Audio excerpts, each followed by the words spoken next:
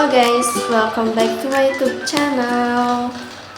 Siapa di sini yang punya cita-cita pengen jadi kaya raya, punya rumah mewah 7 tingkat, ataupun misalnya pengen punya mobil sporty banyak berjejer di garasi kalian yang luas? Pasti semuanya hampir mau kayak gini. Angkat tangan, saya mau. Gitu. Sebenarnya apa maksud ucapan dari Pak Prabowo ini? Apakah pemerintah lagi pasrah atau ini justru gaya ekonomi baru untuk kedepannya? Yuk kita bedah biar kita gak salah paham. Pak Prabowo di depan anggota DPR baru-baru ini langsung viral dan heboh di internet. Ada sebagian netizen yang bilang, betul Pak, yang penting makan kita terpenuhi dan gak dikejar-kejar pinjol.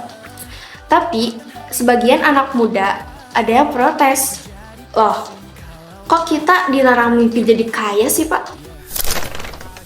Untuk memahami ucapan Pak Prabowo, kita harus kenal dulu dengan teori ekonomi juga psikologi yang terkenal bernama hierarki kebutuhan Maslow. Menurut teori ini, manusia itu nggak bakalan bisa mikirin mimpi yang tinggi-tinggi sebelum kebutuhan dasarnya tuh dipenuhi.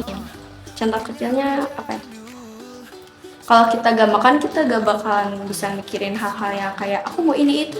Yang penting sekarang makan dulu di pikiran kita kan? Atau contoh lainnya tuh misalnya kita belum mandi dan kita ngerasa tubuh kita tuh kayak bau badan gitu.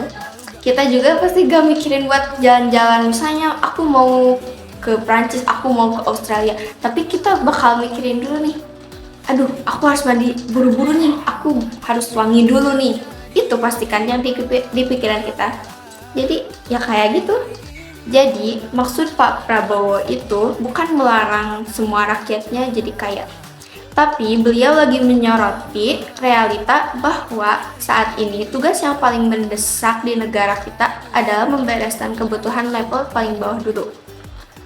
Memastikan seluruh rakyat bisa makan dengan gizi baik, punya rumah layak, dan sekolah dengan sehat. Kalau urusan perut ini udah selesai, masyarakat bisa memikirkan mimpi-mimpinya yang besar itu. Di dalam pidatonya, beliau juga menegaskan bahwa ia mau menjalankan sistem ekonomi murni berdasarkan pasal 33 Undang-Undang Dasar 1945. Inti dari pasal 33 ini itu adalah kekayaan alam Indonesia milik bersama, bukan milik segelintir orang kaya aja. Nah, hal yang dikhawatirkan dalam sistem ekonomi saat ini adalah terjadinya ketimpangan, di mana orang yang kaya itu makin kaya raya dan orang yang di bawah itu makin. Dengan fokus pada hidup layak, pemerintah ingin memperkecil jurang ketimpangan itu. Jadi, target utamanya bukan menargetkan 10 orang crazy rich baru di Indonesia, tapi memastikan tidak ada lagi jutaan orang yang kelaparan atau putus sekolah. Adil kan? Tapi sekarang mari kita berpikir kritis. Mengatakan rakyat ingin hidup layak itu gampang, tapi mewujudkannya itu tantangan paling sulit. Karena saat ini dunia tuh lagi gak baik-baik aja. Harga barang pokok sekarang naik, cari pekerjaan yang gajinya cukup atau bahkan lebih dari cukup itu susah. Netizen yang kontra wajar saja kalau mereka kritis, karena mereka juga merasa hal yang dasar seperti sekolah ataupun kesehatan itu mahal banget, jujur mahal banget.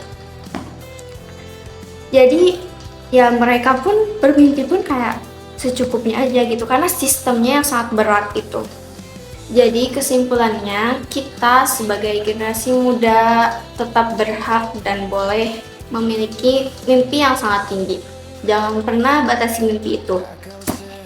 Tapi dari pidato Pak Prabowo tadi kita belajar bahwasanya sebuah negara bisa dikatakan sukses jikalau rakyatnya paling miskinnya pun bisa hidup dengan layak dan makan dengan tenang.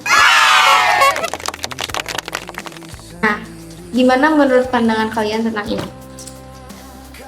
Kalian setuju sama ucapan Pak Prabowo yang kalau misalnya yang penting hidup itu yang layak sama berkecukupan?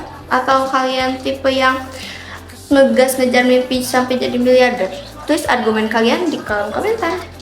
Aku Dina, Tetap cerdas dalam bersosial media, dan sampai jumpa di video selanjutnya. Bye-bye. Satu yang pasti membuatku hidup kembali. Sederhana aku yakini bisa menjadi jati diri, cahayaku hidup sendiri.